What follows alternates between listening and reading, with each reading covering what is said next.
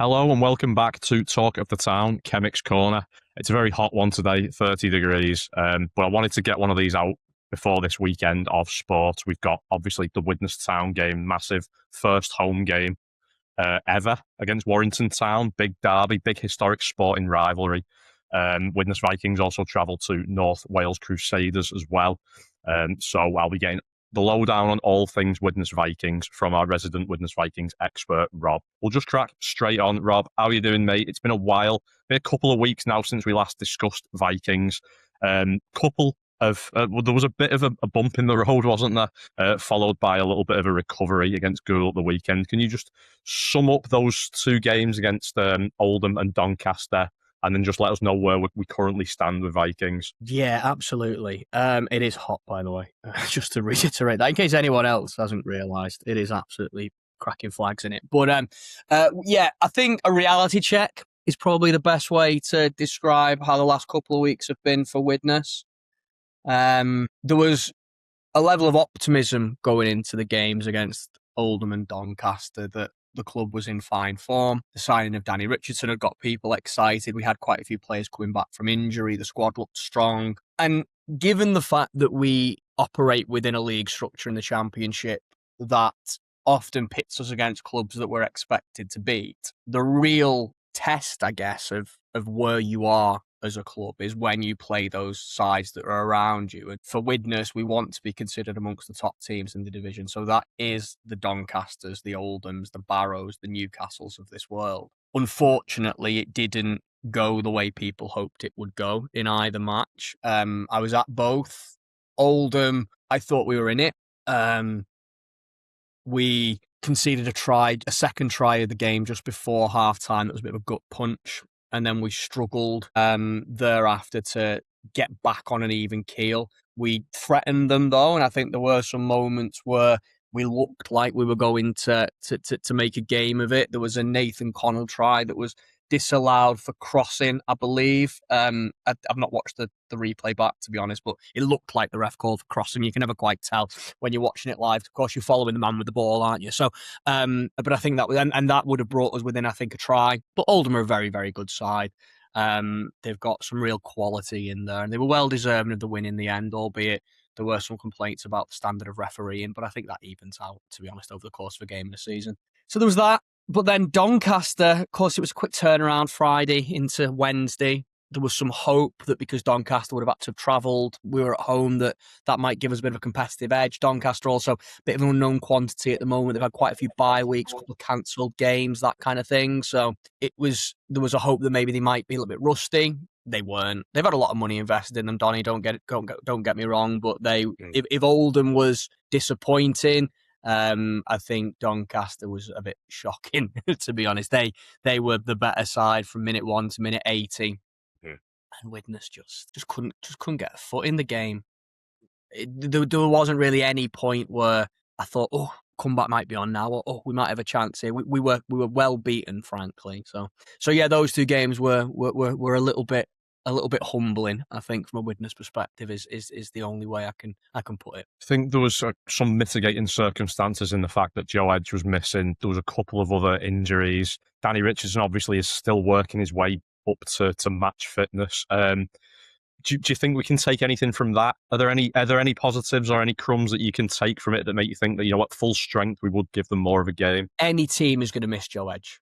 If anyone follows me on socials, you'll know how much I bang the drum about Joe Edge. In my opinion, he's the best centre in the league. He is a Super League quality centre, and we are incredibly fortunate as a club that his life and the way he wants to live his life in terms of work, rugby, how he combines it, means that he wants to stay part-time. Because for me, he should be playing full-time Super League Rugby League if that's what he wanted, right? So we're very fortunate to have a player like Joe Edge. But one player doesn't make a side. Had we had Joe Edge back, would we have been better? Probably, without trying to disrespect the lads that played. I think Kieran Taylor's a very good player. Obviously, Jack Owens is the club captain, so it's not like we had chumps in the centres. But would it have meant we won or that we, gave them more of a scare? I'm not convinced. I think we were just beaten by better sides on both occasions. The Danny Richardson point you make is valid. I think he just hadn't quite clicked, it seemed, in those two games with other players in the side. It seemed like we were on different wavelengths and things weren't coming off. And I don't know whether that is just... I can only imagine that part-time rugby league, it takes longer to do that because you're only training twice a week. So it's hard to get to know your teammates, to get to know the plays, to get to know what the manager wants out of you. So, and that's not Danny Richardson specific comment, by the way. I think we were all the lads were on different wavelengths in those two games. They just weren't quite connecting. It looked like the effort was there. I don't think necessarily you can criticise the effort that the players made.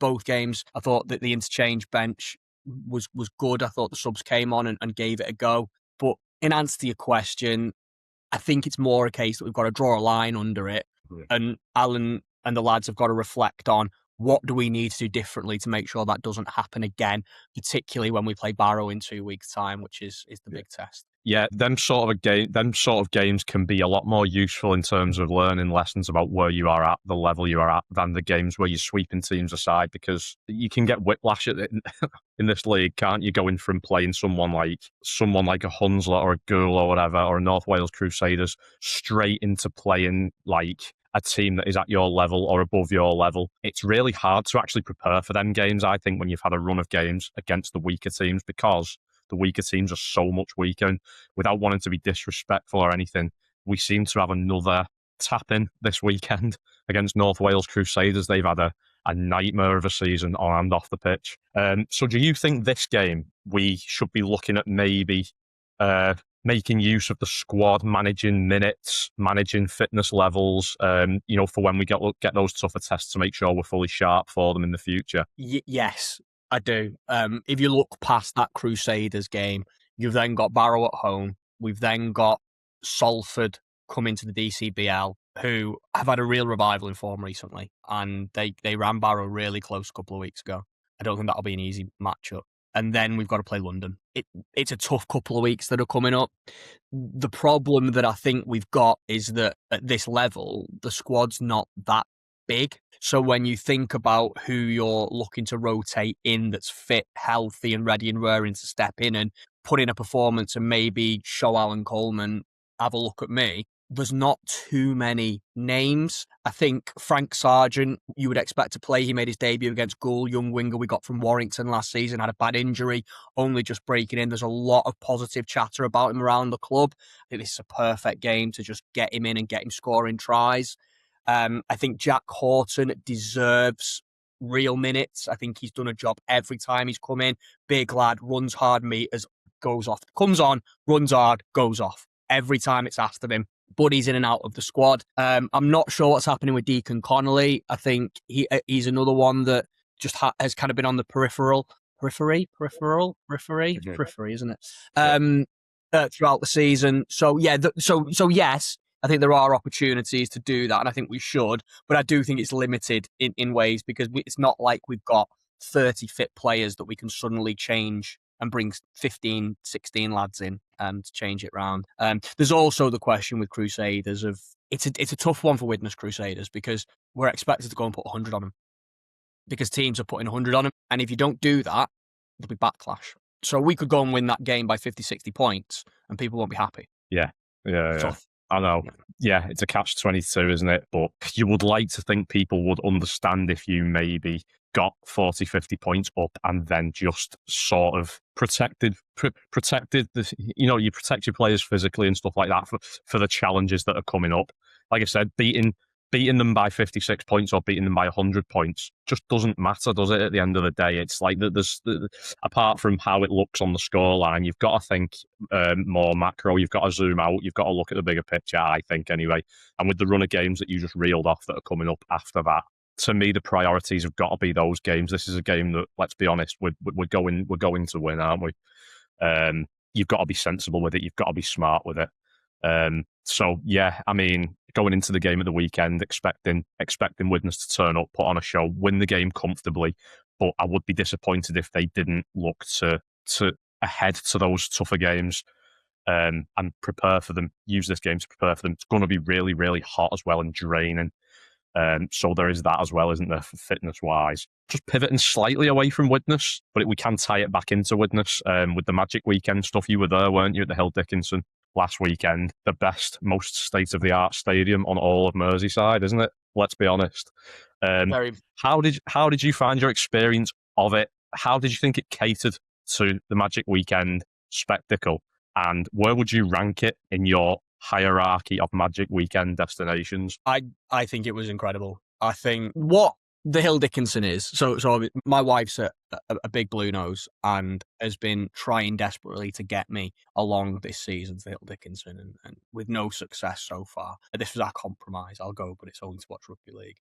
And it is the embodiment of, I think, what a modern rugby league stadium should be. I think you could have done with a roof, apart from that, based on the fact that everyone got sunburnt in the first day. I think one of the guys we went with ended up with sunstroke, bless him, just because he didn't realise how hot it was going to be. So that was a bit of a disappointment. But apart from that, I think what it did very well is it catered to what Magic Weekend is, and that's the fact that there was a good bit of space out the front to have all the pop-ups, have all the food stalls, the fact that it feels spacious. And I know that the thing with Magic Weekend is that, yes, they sold 80,000 tickets over the course of the 2 days, but people come in and out, right? So I get that it's not like a football game where everybody's going towards the pitch for 90 minutes, then coming away.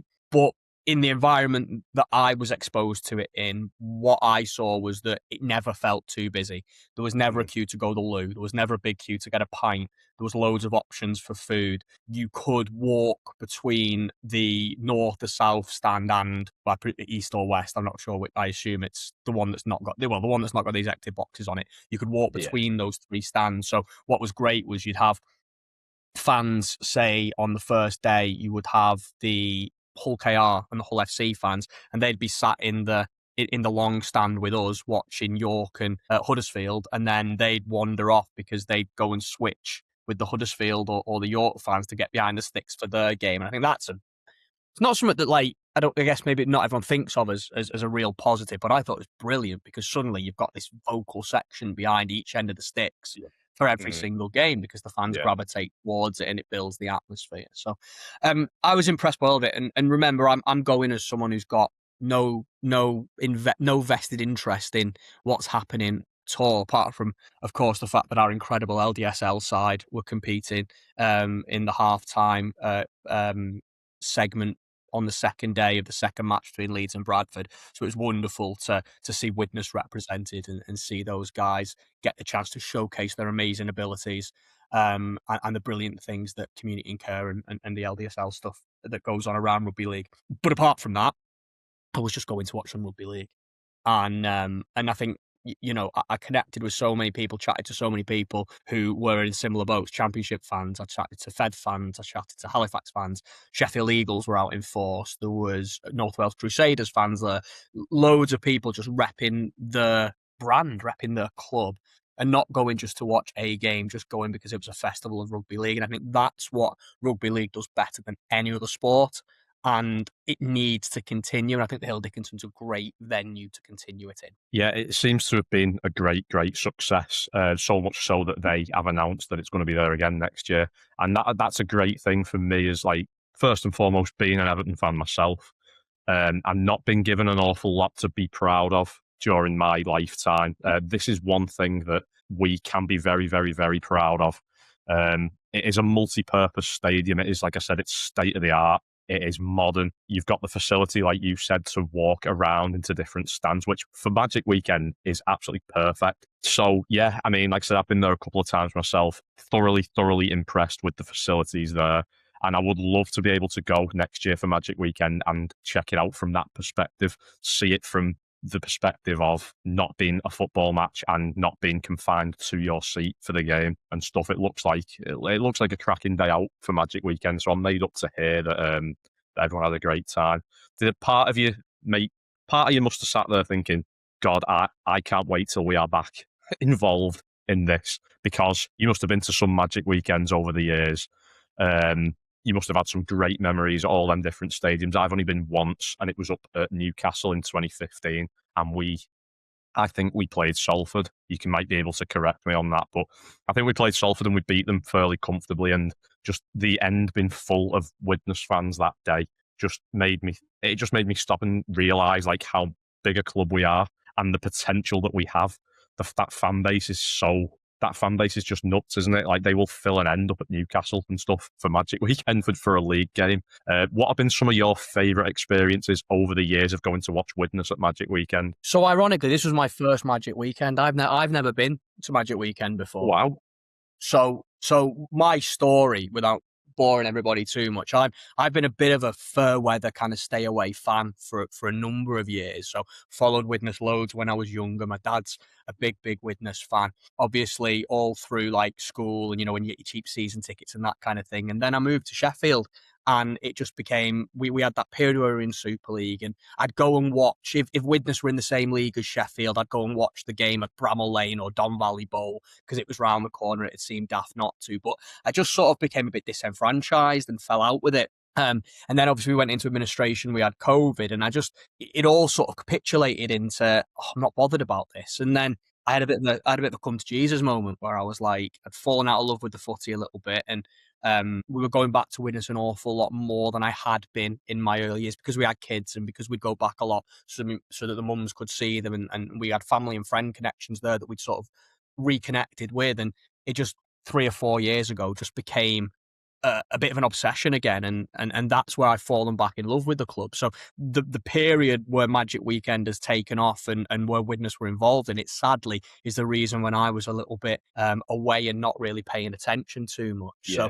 So, but you're right, it did absolutely give me that idea of, God, it'd be good if we were it. It'd be good if we had a couple of thousand Widnes fans in one of these ends, win, lose or draw, having the banter with opposition fans. The one thing that I think needs to be a little bit different about Magic Weekend, because as I was kind of thinking to myself, and I was like, oh, I'm playing Warrington, of course, you know, because it was rivals round. The Warrington playing Lee, that's not a rivalry. The rivalry, frankly, thank you, is Widnes versus Warrington. Mm-hmm. But I do think that is an element of Magic Weekend that might need to change in the future because a lot of the games weren't super competitive. I think they need to make it, they need to make it more of a level playing field, put clubs against each other in games where it's going to be tight, where it's going to be who's going to win, we don't know, just to make it exciting for the neutral, encourage people to stay for longer. There were a lot of fans that left after their game, which is fine, that's your prerogative, you've paid your money, it's not a criticism, but let's keep them there, and you keep them there by having exciting rugby league, right? So that's one thing that I'd change, but no, it'd be to see Widnes there would be absolutely. Yeah, definitely. That leads us nicely on to talking about a sporting rivalry in the town, which is coming up this weekend. Widnes Town are playing Warrington Town at the DCBL Stadium in the first ever home game. I had a Warrington fan on previewing the game earlier this week, so we won't go too in depth about the nuances of the game, how we think the game is going to pan out. But one important thing I do have to mention to anyone watching who has bought a ticket for this game in advance. If you've bought a ticket for the vocal supporters section, you will have bought that ticket based on the premise that you will be seated in the West Stand, which was the original plan. That has changed because you may have seen that there is some very, very perfectly timed maintenance work going on the West Stand. It's full of scaffolding at the minute. Scaffolding, isn't it? Yeah. Yeah. And I got told that is due to them carrying out some statutory work on the scoreboard, or can't remember what else. There was something else as well, maybe floodlights, I don't know. So that stand is closed. So you will be seated in your own section if you bought a ticket for that, the specific vocal supporters section, but it'll be in one of the other blocks in the North Stand. So sadly, you won't be seated behind the goal, which would have been great. But you know what? Later down the line, we might be able to do that anyway. And hopefully in the future, our paths cross against Warrington again, competitively. But there seems to be interest in this game. There seems to be interest in this game in Warrington. Seems to be interest in this game in town. I've been around handing over 200 flyers out to pubs and various other places, posters up, supermarkets or whatever. We're trying to get eyes on the game. Have you spoke to anyone about this game? Have you sort of had any conversations? Has anyone mentioned anything in the Vikings fan base about it, or what? Like, is there the interest? I know you don't live in the town yourself, but you still see people from the town. Are you going to be keeping a keen eye on this game from afar? Do you know anyone that's going or anything? Yeah. So observationally and bear in mind that my scope on it is pretty much social media. One thing that I've been really impressed with is the amount of kind of engagement and discussion that seems to be around the game. This is non-league football and it's a friendly leading into a season, right? So you wouldn't expect, frankly, without trying to sound disrespectful, a ton of chatter.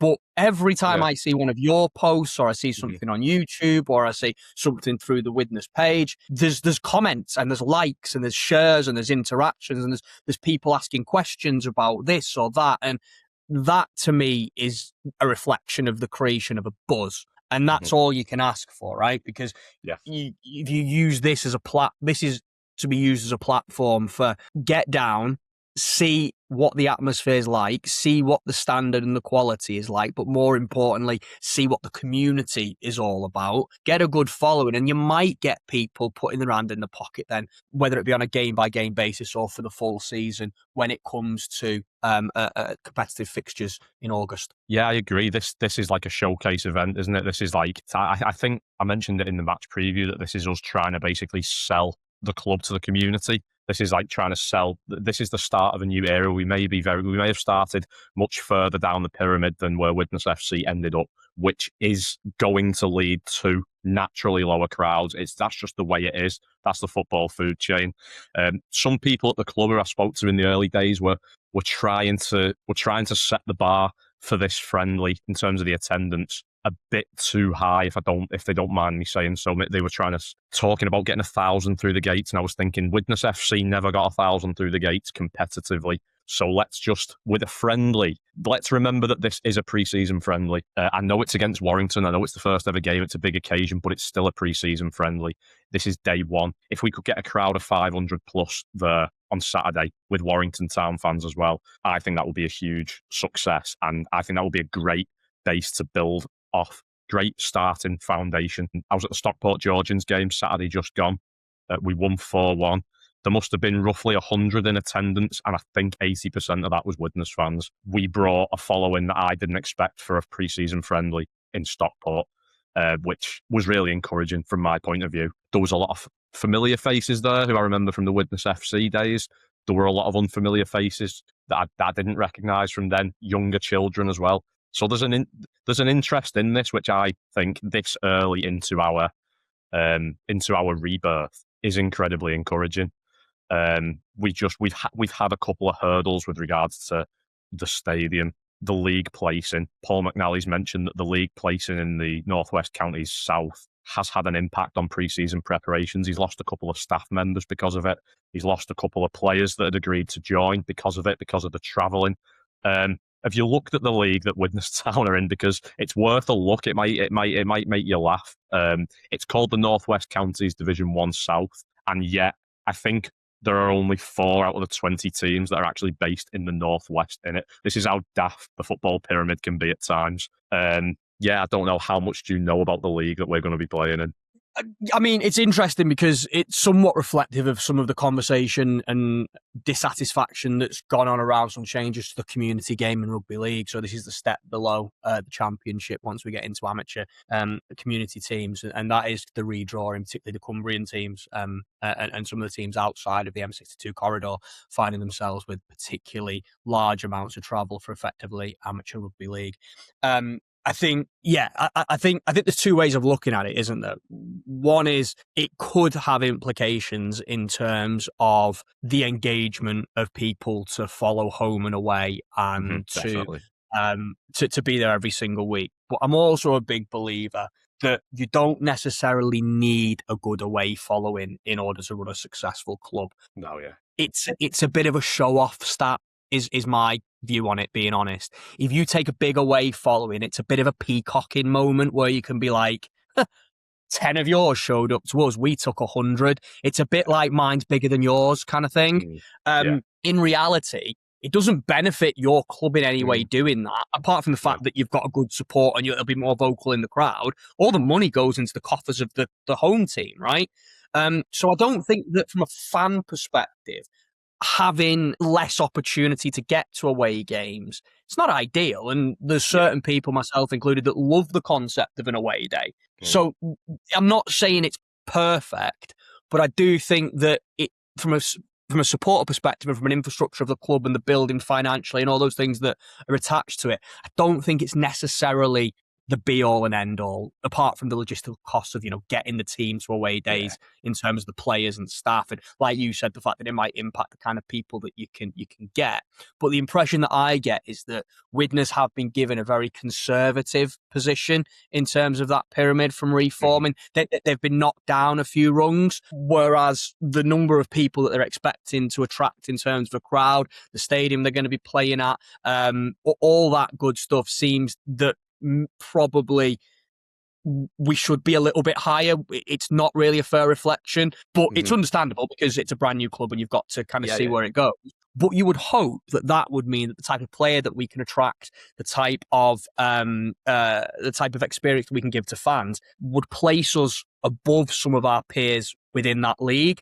So you're hoping, what I'm getting to, without dancing around it anymore, that we're going to have a team that's going to not only compete, but it's going to beat people. And there's nothing you can talk about. All these amazing firework displays before the game, bands on, food vans and trucks and all this thing to increase a match day experience. The best way to get more bums on seats is win games. Winning. If you're going to watch your team win and win handsomely in football, scoring plenty of goals, playing attractive footy and beating the brakes off people, you are going to get more people into that ground. And so, whilst I'm sure there must be some frustration amongst Widnes fans about where they've been placed, do think there's a flip side to that argument, which is you're building up from something and from a position where you would hope they're going to be playing an attractive brand of football, scoring goals, winning games, and getting casual fans going, I could watch a bit more of that, to be honest. Yeah, that's exactly the point I was going to make, because I've been led to believe that the South is much weaker than the North anyway at step 6. And having played Stockport Georgians last week and